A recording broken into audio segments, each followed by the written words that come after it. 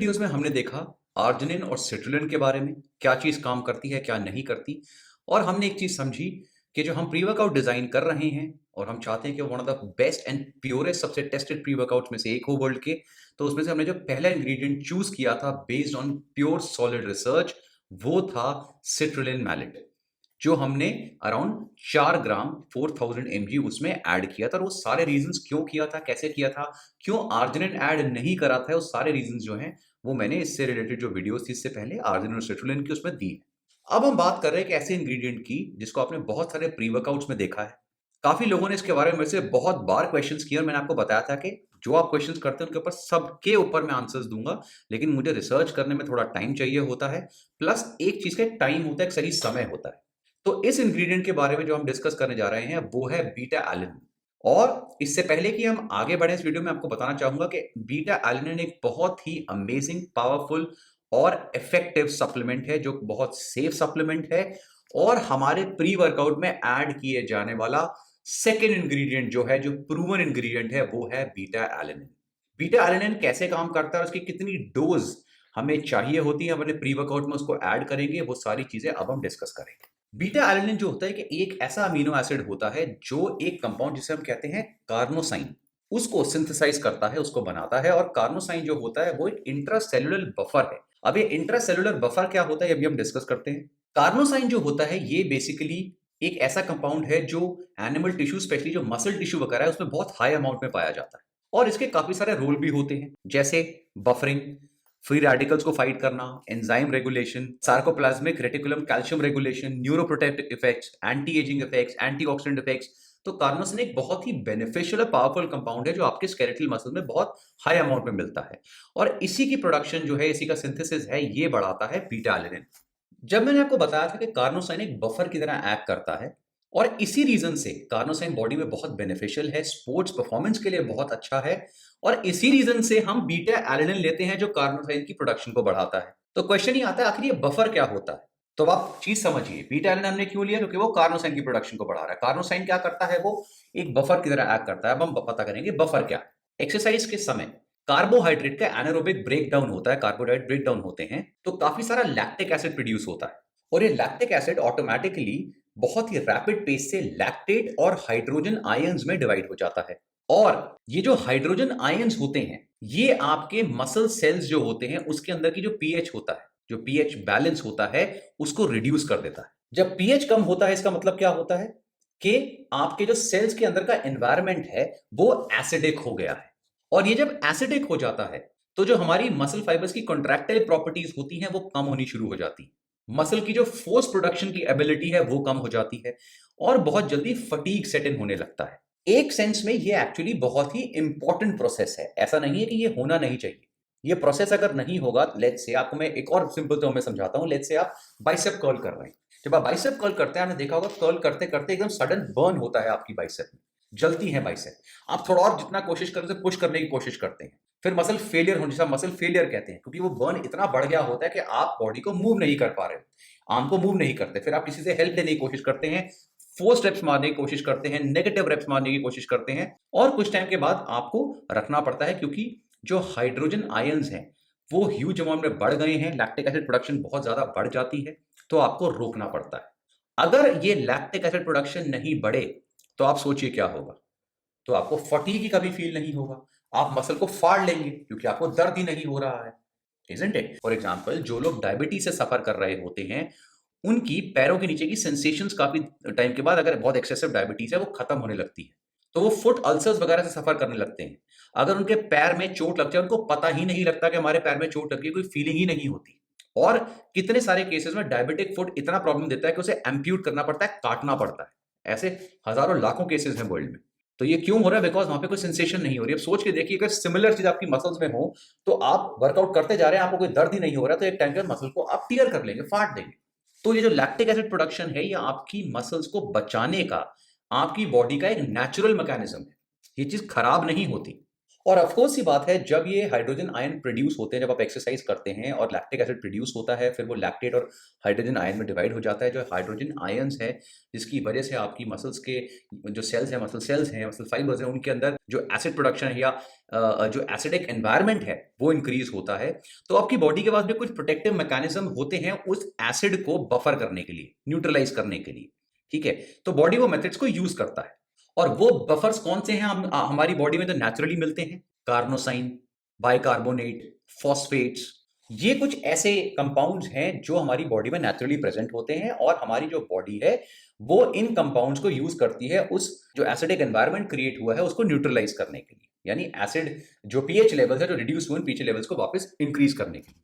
However, कई cases में, specially जब वर्कआउट की इंटेंसिटी बहुत हाई होती है, उन केसेस में जो आपका लैक्टिक एसिड प्रोडक्शन है, यानी जो हाइड्रोजन आयन प्रोडक्शन है, वो काफी ज्यादा अमाउंट में बढ़ जाता है। इतना बढ़ जाता है कि जो आपकी बॉडी के नेचुरल बफरिंग मैकेनिज्म है वो एडिक्वेट नहीं होते। तो उसमें क्या होगा, अगर वो एडिक्वेट नहीं होंगे तो जो हाइड्रोजन आयंस हैं वो और ज्यादा बढ़ने लगेंगे, तो फटीग बहुत जल्दी सेट इन होने लगेगा। इसीलिए काफी सारे एथलीट जो थे वो पहले डायरेक्ट बायकार्बोनेट सप्लीमेंट्स लेते थे, लेकिन आज की डेट में beta alanine supplement has proven to be much more effective and safe. और सो बीटा एलानिन का मेन काम क्या हुआ? बीटा एलानिन का मेन काम हुआ आपकी बॉडी में कार्नोसाइन की प्रोडक्शन को बढ़ाना। कार्नोसाइन आपकी बॉडी का एक नेचुरल बफर है, जो जब हाई इंटेंसिटी ट्रेनिंग के टाइम आपकी बॉडी में एसिडिक एनवायरनमेंट इंक्रीज होता है, तो कार्नोसाइन उस एसिडिक एनवायरनमेंट को न्यूट्रलाइज करता है, कम करता है। तो जब इंटेंसिटी ऑफ एक्सरसाइज काफी बढ़ जाती है, तो जो आपकी बॉडी का नेचुरल कार्नोसाइन लेवल है वो एडिक्वेट नहीं पड़ता, इसलिए हमें सप्लीमेंटेशन की जरूरत पड़ती है, ताकि हमें एक्स्ट्रा कार्नोसाइन जो है वो बीटा एलानिन के थ्रू बाहर से मिले, हमारी बॉडी में और प्रोड्यूस हो कार्नोसाइन, और हमारी जो मसल्स का जो हाई इंटेंसिटी पे जो उसकी बफरिंग कैपेसिटी है वो इंक्रीज हो, और हमारा फटीग लेवल ओवरऑल जो है वो एक्सरसाइज के टाइम रिड्यूस हो। तो अब आपको पूरी चेन आई होप इस समझ में आई होगी कि बीटा एलानिन आखिर में काम करता कैसे। जैसे मैंने बताया कि जो कार्नोसाइन लेवल्स हैं ये सबसे ज्यादा आपकी बॉडी में आपके मसल मास में पाए जाते हैं, और एनिमल्स में भी सेम केस होता है। तो जिन एनिमल्स में मसल मास ज्यादा होता है उसमें कार्नोसाइन लेवल बहुत ज्यादा होते हैं। स्पेसिफिकली जैसे हॉर्सेस वगैरह हो गए, जितने मस्कुलर होते हैं उनमें कार्नोसाइन लेवल बहुत हाई होते हैं। और टिपिकली जो फास्ट ट्विच मसल फाइबर्स होते हैं उनमें carnosine levels slow twitch muscle fibres के कंपैरिजन में ज्यादा होते हैं। जो वाइल्ड एनिमल्स होते हैं उनकी बॉडी में, उनकी मसल्स में कार्नोसिन लेवल हमेशा हाई होगा एज कंपेयर टू जो एनिमल्स फार्म्स वगैरह में होते हैं। और बीटा एलानिन और कार्नोसाइन का जो नेचुरल सोर्स है वो है मीट।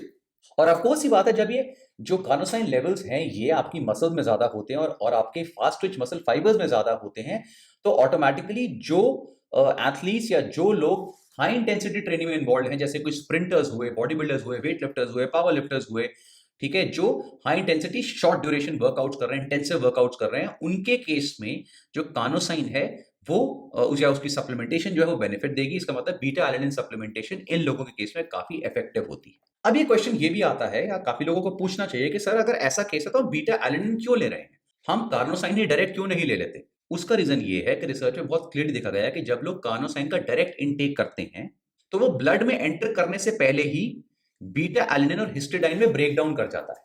इसीलिए जब उन्होंने ये देखा कि भाई कार्नोसिन की सप्लीमेंटेशन तो इनइफेक्टिव हो रही है, तो कार्नोसिन आपकी मसल्स तक या आपके ब्लड स्ट्रीम तक पहुंच ही नहीं रहा, आपके सेल्स में जा ही नहीं रहा है, तो उन्होंने फिर ये बोला कि भाई अगर कार्नोसिन हमारी बॉडी में एंटर करते ही ब्रेक डाउन कर जाता है हिस्टिडाइन में और बीटा एलानिन में, तो हमें फिर बीटा एलानिन और हिस्टिडाइन दोनों को एक साथ देना चाहिए। हाउएवर रिसर्च में एक और चीज देखी गई कि जो बीटा एलानिन सप्लीमेंटेशन है वो अपने में ही बीटा एलानिन और हिस्टिडाइन की सप्लीमेंटेशन जितना ही इफेक्टिव है। यानी अगर आप हिस्टिडाइन और बीटा एलानिन दोनों को साथ ले रहे हैं, या आप अकेला बीटा एलानिन ले रहे हैं, तो अकेला बीटा एलानिन भी उतना ही बेनिफिशियल है जितने ये दोनों कंबाइंड है। तो इसका मतलब क्या हुआ कि कार्नोसाइन की डायरेक्ट सप्लीमेंटेशन यूजलेस है, बिकॉज वो हिस्टिडाइन और बीटा एलानिन में ब्रेकडाउन हो जाती है। अब अगर आप हिस्टिडाइन और बीटा एलानिन दोनों को एक साथ ले रहे हैं, तो भी सिर्फ इफेक्टिव जो एक्चुअली में है वो बीटा एलानिन ही है, तो आपको हिस्टिडाइन लेने की भी कोई जरूरत नहीं।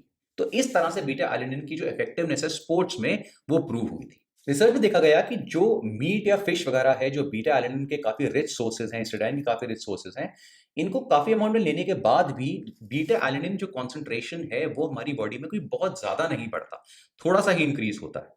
इसलिए बीटा एलानिन सप्लीमेंटेशन सबसे बेस्ट पाई गई है बीटा एलानिन लेवल्स को बॉडी में बढ़ाने के लिए। और जब आप बीटा एलानिन सप्लीमेंटेशन लेते हैं, इसे कुछ समय तक लेना बहुत ज़रूरी होता है, क्योंकि रिसर्च में बताया है कि जो लोग बीटा एलानिन सप्लीमेंटेशन ले रहे हैं, उनका जो जो बॉडी के कार्नोसिन लेवल्स है, मसल कार्नोसिन लेवल्स हैं, वो इंक्रीज़ होने शुरू होते हैं। अप्रॉक्सिमेटली 4 हफ्तों में ऑलमोस्ट 60% तक कार्नोसिन का इंक्रीज़ देखा गया है बीटा एलानिन सप्लीमेंटेशन से, और ऑलमोस्ट 10 वीक्स की बीटा एलानिन सप्लीमेंटेशन से 80% तक आपके कार्नोसाइन लेवल जो है वो बढ़ जाते हैं।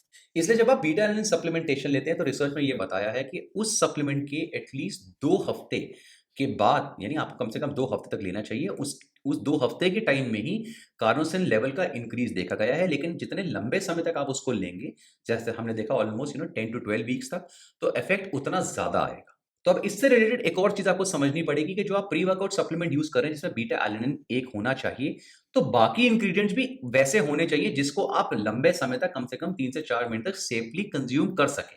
अगर कुछ में कोई ऐसा इंग्रेडिएंट है जो बहुत एक्सट्रीम अमाउंट में है, बिल्कुल यूजलेस है और उसके साइड इफेक्ट्स बहुत ज्यादा हैं, तो उसे आप लंबे समय तक कंज्यूम नहीं कर सकते। तो ये भी चीज हमें सोचनी पड़ेगी प्री वर्कआउट को डिजाइन करते हुए। इससे पहले कि इस टॉपिक में हम आगे बढ़े, आपको बताना चाहूंगा कि बीटा एलानिन के ऊपर मैंने एक बहुत ही डिटेल्ड ई बुक लिखी है। ये जो मैंने ई बुक कंपाइल करी है, इसमें सारी की सारी रिसर्च स्टडीज हैं जो बीटा एलानिन को रिलेटेड हैं।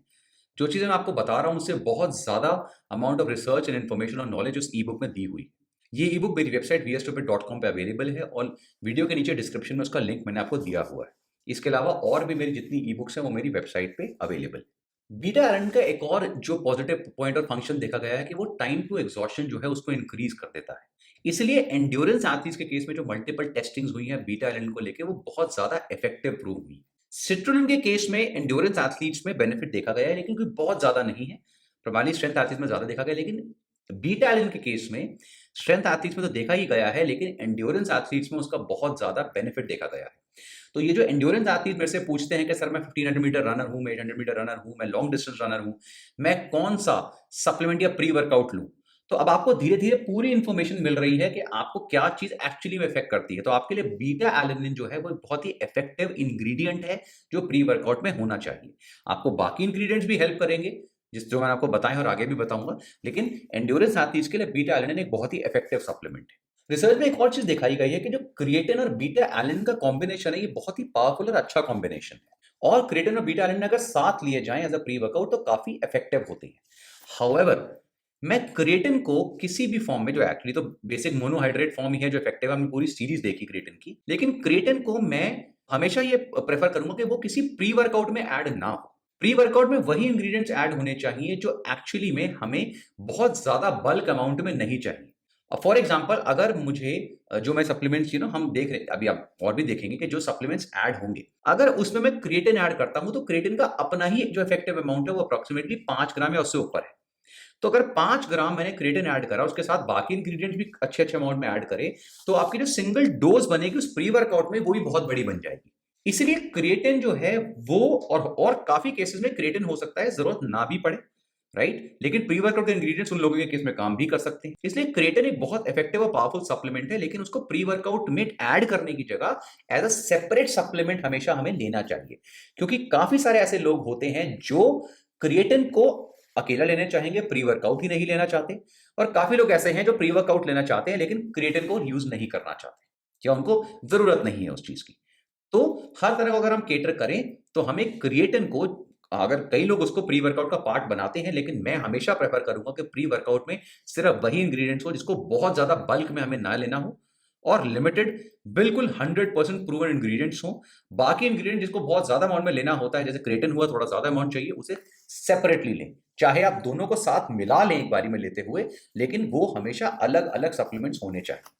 मल्टीपल सिस्टमैटिक रिव्यू और मेटा एनालिसिस स्टडी जो बीटा एलानिन पे हुई है, सब में यही बताया गया है कि जो बीटा एलानिन है वो आपकी पावर आउटपुट और वर्किंग कैपेसिटी को इंक्रीज करता है, आपके फटीग और एग्जॉशन की जो फीलिंग्स है उसे रिड्यूस करता है, और ऑफ कोर्स बॉडी कॉम्पोजिशन और कार्नोसाइन लेवल वगैरह हैं उनको इंक्रीज करता है। और ये जो है बीटा एलानिन जैसे बाकी सप्लीमेंट्स हैं, ये सेक्स के हिसाब से डिफर नहीं करता। मेल, फीमेल और डिफरेंट एज के जो एथलीट्स हैं वो सारे इसको ले सकते हैं without any worries of major side effects. जो स्टैंडर्ड डोज है जो डिसाइड करी गई है, इफेक्टिव जिसको देखा गया है, वो है अप्रोक्सीमेटली 2 से 5 ग्राम बीटा एलानिन पर डे। एक दिन में 2 से 5 ग्राम की आपको बीटा एलानिन की डोज चाहिए, तभी वो अपना जो उसका इफेक्ट है वो आपको प्रॉपरली मिलेगा।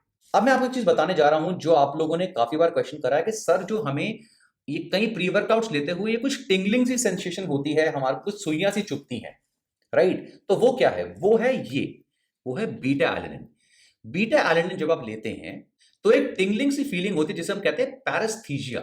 ये आपके फेस पे, नेक पे, हाथों के पीछे इन जगहों पे हो सकती है। ये कोई साइड इफेक्ट नहीं है, ये बिल्कुल हार्मलेस है, इसमें कोई प्रॉब्लम नहीं होती। लेकिन अगर इसको आप रिड्यूस करना चाहते हैं तो जो बीटा एलानिन की डोज है उसको बहुत हाई नहीं लीजिए, थोड़ा सा कम लीजिए और उसे डिवाइड कर दीजिए। या फिर अगर आप उसे डिवाइड नहीं भी करना चाहते, एक बार ही लेना चाहते हैं, तो एक limited amount of beta alanine की डोज आपको लेनी चाहिए। और जैसे मैंने बताया, बीटा एलानिन हमेशा लिमिटेड डोज में लंबे समय तक ज्यादा इफेक्टिव होता है। अब एक स्टूपिड सी चीज भी होती है जिम्स वगैरह में, जो थर्ड ग्रेड क्वालिटी के एक्सट्रीम स्टिमुलेंट से भरे हुए जो प्री वर्कआउट मार्केट में मिल रहे हैं, उसमें कई बार बीटा एलानिन का अमाउंट बहुत एक्सेस में होता है। अब ये जो लोग उसको लेते हैं, उनको लगता है कि हम ना प्री वर्कआउट नहीं ले रहे, हम कोई चरस पी रहे हैं, क्योंकि उनको चाहिए हाई, कि हमारे को ऐसा इफेक्ट आना चाहिए कि बस आज तो हम तोड़ ही दे सब कुछ। अब कई तो ऐसे हैं जो आके ऐसी अजीब अजीब से बातें भी करते हैं, उनको समझ ही नहीं आ रहा वो बोल क्या रहे हैं और उनको प्री वर्कआउट का मतलब ही नहीं पता। सेकंड है जिनको सुइयां चुभने में बड़ा मजा आता है, उनको आता है कि भाई ये जो हमें सुइयां चुभ रही है ना, ये और चुभनी चाहिए। तो बीटा एलानिन को भर भर के लोगों ने ऐड करा होता है प्री वर्कआउट जो सप्लीमेंट्स है, ताकि लोगों को सुइयां चुभे। उनको लगता है पता नहीं क्या है। ओ भाइयों, ये जो आपको सुइयां चुभ रही हैं, ये आपकी परफॉर्मेंस नहीं एनहांस हो रही, ये सिर्फ over amount of beta alanine लेने में जो उसका साइड इफेक्ट है, जिसे हम पैरेस्थीसिया कहते हैं, जो हमने डिस्कस किया, वो हो रहा है। इससे आपकी परफॉर्मेंस का कोई लिंक नहीं है। आप समझ गए? तो आप ये जो अजीब से इफेक्ट्स हैं, इनको बिना सोचे समझे उसको और ज्यादा चाहते हैं। पहले ये तो पढ़िए कि वो होता क्या है। क्या वो इफेक्ट आपकी परफॉर्मेंस को इंक्रीज कर रहा है? वो सिर्फ एक साइड इफेक्ट है। तो बीटा एलानिन जो है हमारे प्री वर्कआउट में सेकेंड इंग्रेडिएंट होगा जिसको हम ऐड करेंगे। लेकिन जैसे हमने देखा कि इस फालतू की जो टिंगलिंग सेंसेशन है, इसको बहुत ज्यादा अमाउंट में हमें है वो अवॉइड करना है। प्लस बीटा एलानिन की सप्लीमेंटेशन लिमिटेड डोज में ज्यादा लंबे समय तक बेटर है। प्लस एक और चीज जो हमने लास्ट इंग्रेडिएंट में भी डिस्कस करी थी कि जो प्री वर्कआउट कोई इंसान कंज्यूम करता है, वो इंसान एक 55 केजी का भी हो सकता है, 120 केजी का भी हो सकता है, एक बिगनर भी हो सकता है, इंटरमीडिएट भी हो सकता है, कॉम्पिटिटिव एथलीट भी हो सकता है। तो हर तरह के लोगों के लिए हम हायर डोज डालने का हमें कोई लॉजिक नहीं बनता, क्योंकि वो मैक्सिमम लोगों के लिए वेस्ट होगा। प्लस उन लोगों को अगर उसका थोड़ा साइड इफेक्ट होंगे या सेंसेशंस होंगे, एक्सट्रीम हाई मिलेगा, तो वो उतनी उनको जरूरत नहीं है, वो उनके लिए हार्मफुल है। इसलिए जो राइट अमाउंट या अप्रोक्सीमेट अमाउंट हमें बीटा एलानिन ऐड करना चाहिए, जो मैं अपने प्री वर्कआउट में आपके साथ ऐड कर रहा हूं, वो है 2000 mg यानी 2 ग्राम्स। तो सबसे पहला इंग्रेडिएंट क्या हुआ? सिट्रोनिल मैलेट हमने ऐड किया 4 ग्राम और बीटा एलानिन हमने ऐड करा 2 ग्राम। ये बहुत ही सेफ और इफेक्टिव डोज है जिसको किसी भी एज ग्रुप का या लेवल ऑफ ट्रेनिंग का इंसान ले सकता है विदाउट एनी वरीज और मेजर साइड इफेक्ट्स। तो इसलिए आप जब प्री वर्कआउट्स की बात करते हैं, लोग बात करते हैं आज तो मैंने प्री वर्कआउट ले लिया, मैं जिम में आग लगा दूंगा। भाई साहब, आपने आग नहीं लगानी है, आपने वर्कआउट करना है और सेंसिबली वर्कआउट करना है। और प्री वर्कआउट को एक ड्रग की तरह यूज नहीं करना है, उसको परफॉर्मेंस एनहांसमेंट की तरह यूज करना है, ताकि आप उस पर एडिक्शन में ना पड़ जाएं। क्योंकि अब इतना हाई जो आपको मिलता है थर्ड ग्रेड घटिया प्री वर्कआउट में, एक्सट्रीम स्टिमुलेंट से भरे प्री वर्कआउट्स में, वो ना मिले। आपको एक लिमिटेड हाई मिले जो आपको एक अच्छे वर्कआउट करने में हेल्प करे। अब नेक्स्ट वीडियोस में हम डिस्कस करेंगे और कौन से इंग्रेडिएंट्स हैं जो इन प्री वर्कआउट्स में हम ऐड कर सकते हैं और कितने अमाउंट में ऐड कर सकते हैं जो 100% इफेक्टिव और सेफ होंगे। और ऐसी बहुत सारे अमेजिंग वीडियोस के लिए देखते रहिए वीएस टॉपिक। कई बार मेरी YouTube वीडियोस काफी एक्सटेंसिव होती हैं, लंबी होती हैं, लाइव सेशंस लंबे होते हैं। तो अगर आप शॉर्ट वीडियोस और क्लिप्स देखना चाहते हैं विद प्रैक्टिकल एडवाइजेस, तो मेरा इंस्टाग्राम हैंडल और YouTube शॉर्ट्स जरूर चेक करें।